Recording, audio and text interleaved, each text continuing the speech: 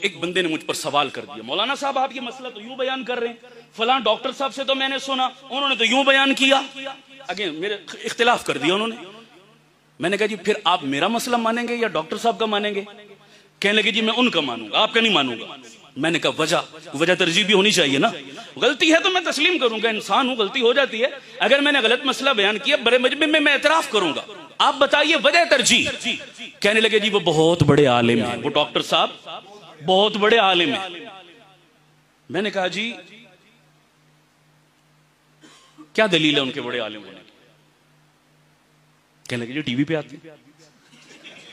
ये अवामी मेयार बता रहा हूं, खुदा गवाह है आजकल पब्लिक इसीलिए गुमराह हो रही है। तवज्जो करना, बड़े आलिम होने की दलील मैंने वो 3 तो उसूल बताए ना, वो नहीं छेड़े उसने कहा बड़ा आलिम होने की दलील टीवी पर आते हैं, सोशल मीडिया पर उनके लाखों व्यूअर्स हैं, हजारों लाइक्स मिलते हैं, लाखों दुनिया उनको फॉलो करती है, ये मयार है।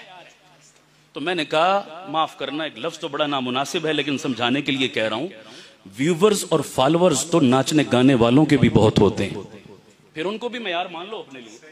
ये मयार है आपके यहां? क्या जाहिलाना बात करते हो बाबा।